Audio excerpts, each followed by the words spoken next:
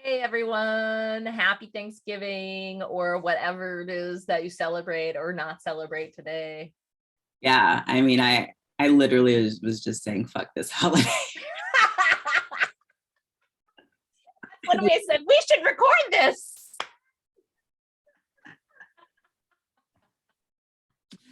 I mean, yeah, we were just talking about my mom and how I mean the just like the physical labor of it is just so intense. And over the past few years, I can see my mom and my aunt just out of obligation. They show up every year. They're like, and then they're dragging the whole time. They're like, "Why do we have to do this? I'm not doing this next year. This sucks. Like, I really hate this." Like literally things they've said is like they don't want to spend all day cooking. Who wants to do that?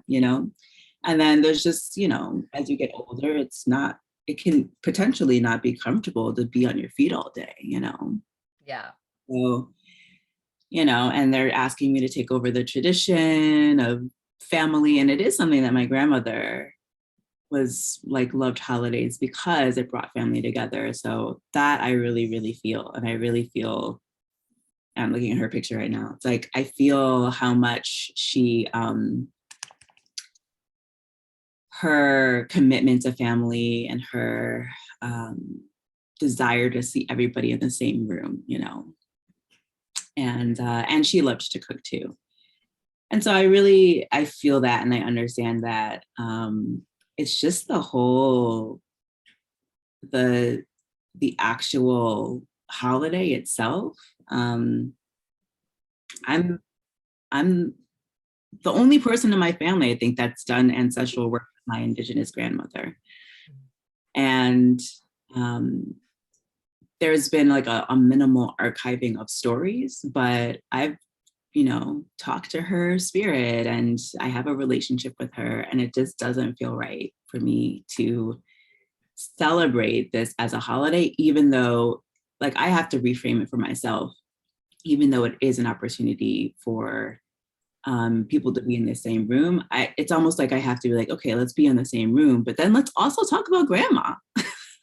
Let's also talk about, the fact that like her, what she was on the Trail of Tears, and like what that actually means, that blood memory. I've had that blood memory since I was in grade school, and I wrote a poem about the Trail of Tears. And I didn't know actually that I had an ancestor on the Trail of Tears at the time, but I have that blood memory. And I'm like, it's hard for me to just believe that nobody in my family has ever felt any kind of I don't know, resonance of that. It's Does hard for that me. make you feel sad?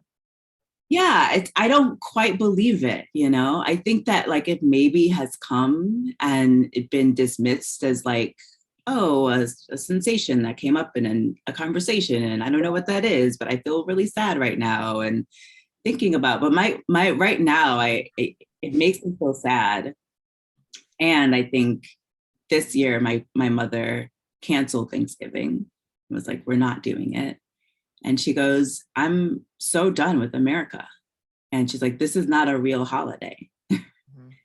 And so there's an accumulation of just like systemic oppression, I think, in her body and in what she has experienced throughout her whole life, and blood memory that has kind of come to a point in this moment when she's like, in the New Year's, we're going to come together and we're going to talk about what holidays are and what holidays we really want to celebrate together.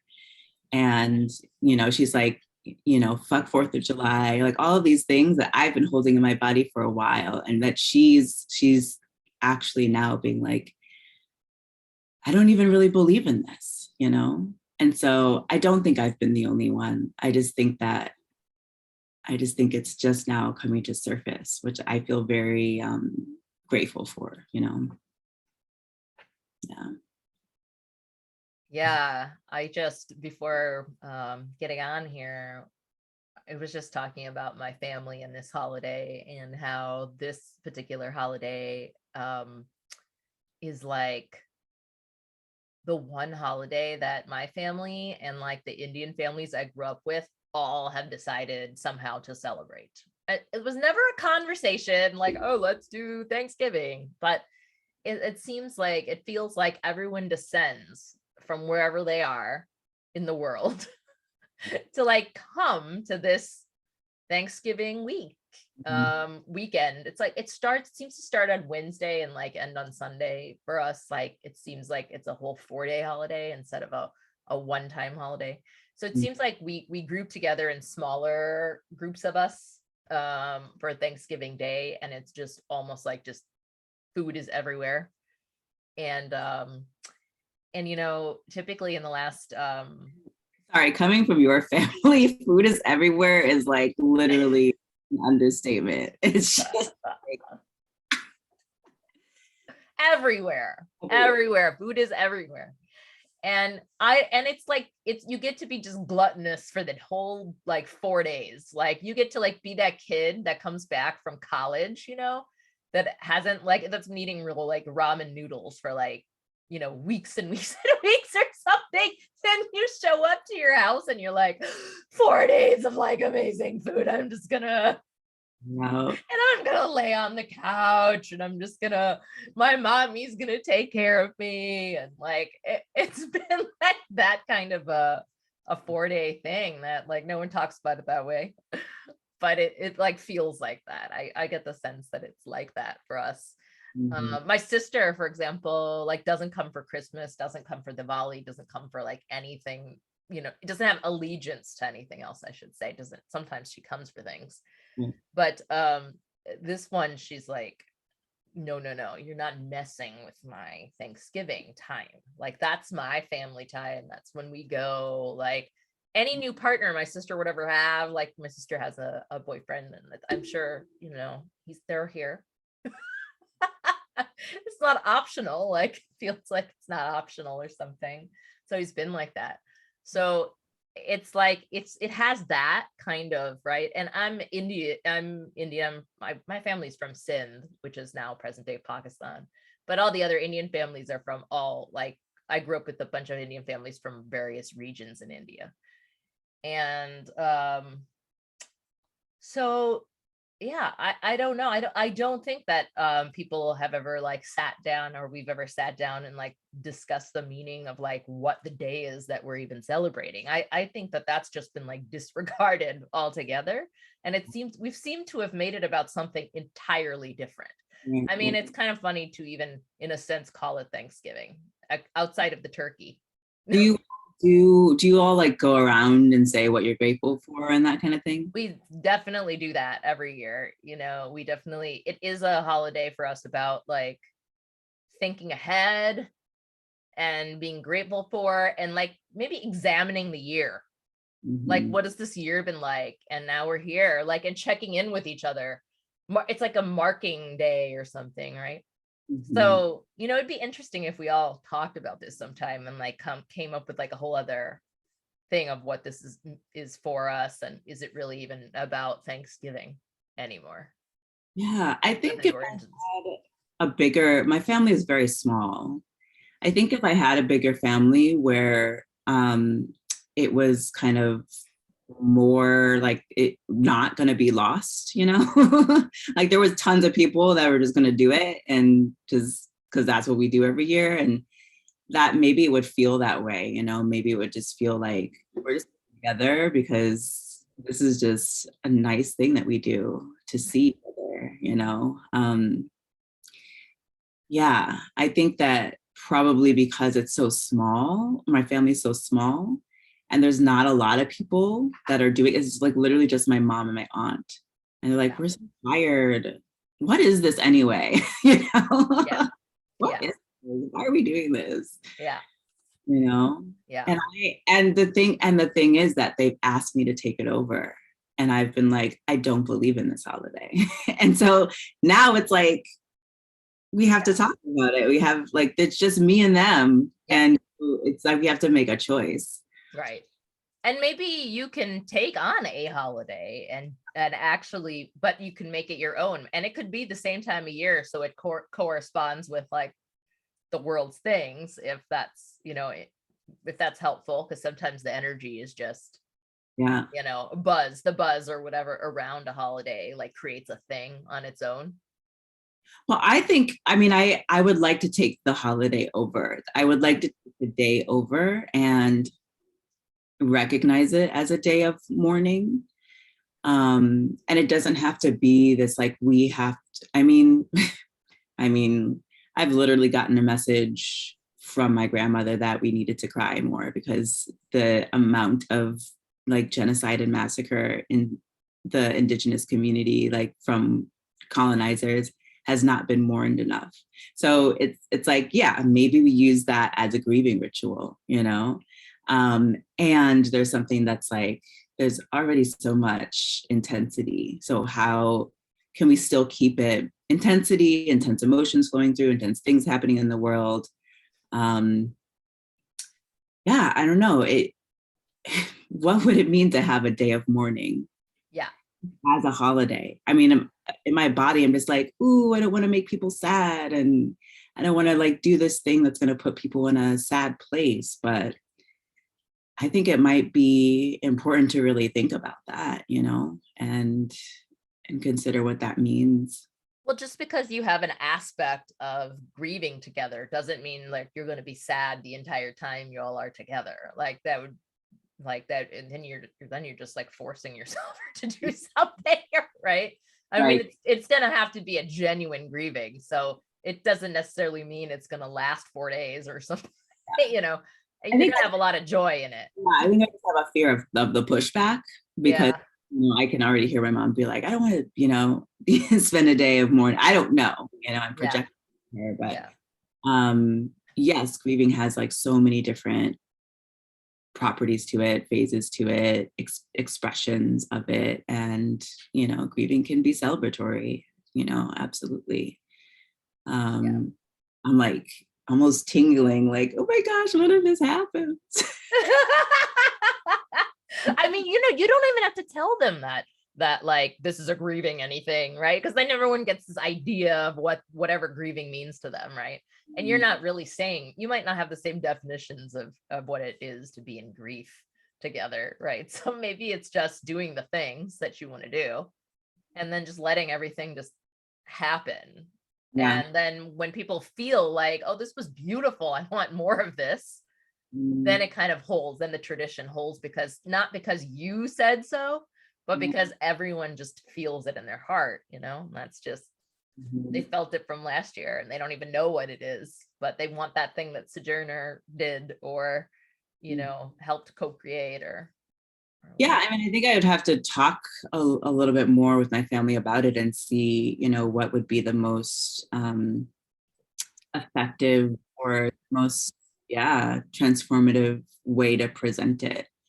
Because I also think that there is a beautiful, um, something beautiful and deeply transformative to just blatantly name that, like, we're like the earth is asking for our tears, our ancestors are asking for our tears, and which doesn't actually have to mean like literal crying, but just like a relationship to what's been lost.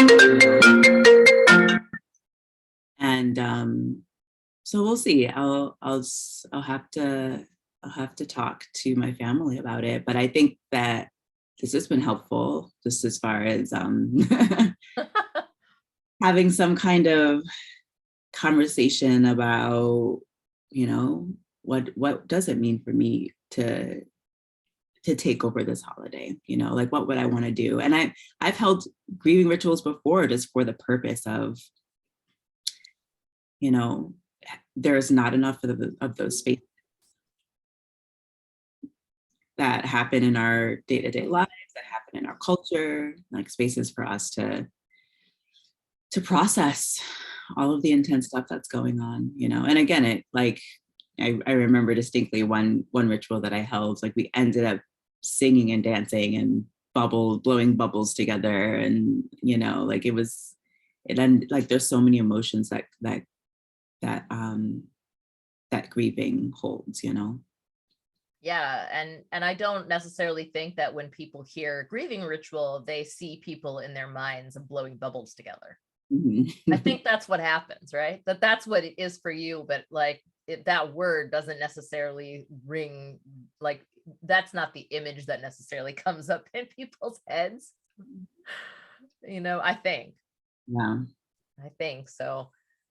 You can still have one, I think, and somehow like maybe don't call it that, or you have to talk about what your definition, all your definitions of grief always comes back to definitions. It does. It does. I was having this conversation with my aunt too. We were on a road trip and we were talking about our, I forget what word we were talking about, but then I started talking about you and me and how we had a different definition of play. I've had this conversation with a number of people. I'm just like, me and my business partner had a different definition of the word play. And people were like, what?